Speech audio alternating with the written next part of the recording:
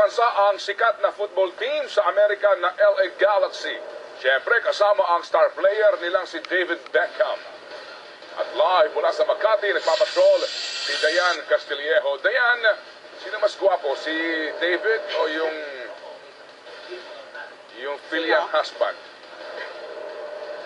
Hindi ko narinig kung anong pangalan ang binigit mo, pero sobrang excited ang lahat ng tao dito sa Makati, Shangri-La para sa press conference ng LA Galaxy at Philippine Ascals. Ongoing ngayon ang press conference sa aking likuran ay nagsasalita ngayon si David Beckham. Nakasmile siya, sabi niya, napaka-warm na mga Pilipino. So far, ilang oras pa lang siya dito sa Pilipinas pero nararamdaman na niya ang warm welcome ng mga Pinoy at nagpapasalamat siya sa lahat. Excited siyempre siya para sa game at gusto rin sana nila na pumasyal sa Pilipinas kung may oras sila kasama sa head table ang isa pang star player ng team na si Landon Donovan at ang kanilang head coach. Kani-kanina lang ay nauna ang Philippine Team Ascals at nagkaroon ng exchange of jersey. Suot ni David Beckham siyempre ang LA Galaxy jersey. Proud siya to wear his jersey. Alam natin na kakapanalo pa lang ng LA Galaxy ng pinaka-prestiyosong kompetisyon sa Amerika, ang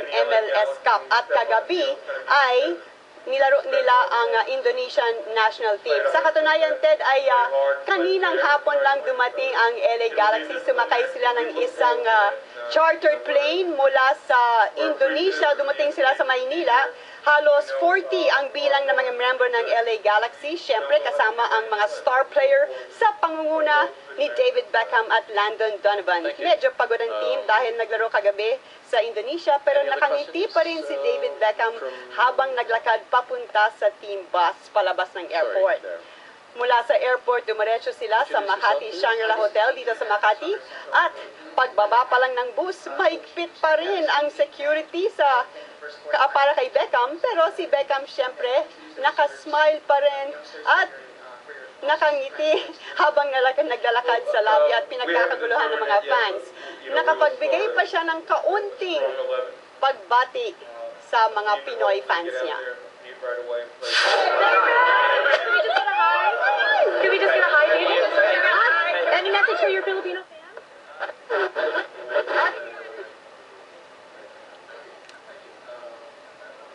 Ayan, very friendly talaga si Beckham and he has a really nice smile.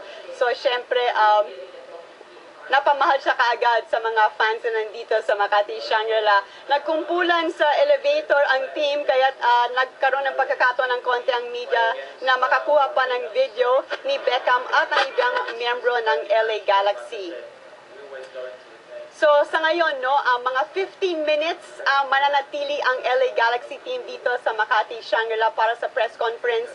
Medyo stricto talaga ang security. Ang mga tanong kailangan tungkol sa football lang at lalo na tungkol sa game na magaganap sa Sabado sa Rizal Memorial Stadium sa pagitan ng LA Galaxy at Philippine Ascals. Kani-kanina lang ay nandyan sina Phil Yang husband, Ali Borromeo at Chippy Caligdong. At syempre excited sila na makilala si Beckham for the first time na kanilang idolo mula pagkabata. So bukas magkakaroon tayo ng pagkakataon na makita si Beckham in action sa team practice na magaganap sa hapon sa Rizal Memorial Stadium at meron ring football clinic para sa mga bata. Ang balita pa ay pwede pa rin mag-sign up para sa football clinic na yon. At syempre, game time sa Sabado, LA Galaxy versus Philippine Ascals, 7 o'clock ng gabi.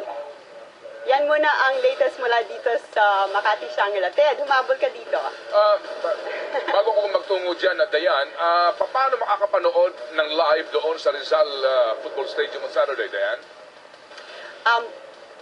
Available pa rin ang mga ticket para sa game sa Sabado through Ticket World at ang balita ko ay it's on 35% discount ngayon. So, it's a good chance to buy your tickets. At bukas rin, kung gustong manood ng mga fans sa practice, available rin ang mga ticket through Ticket World.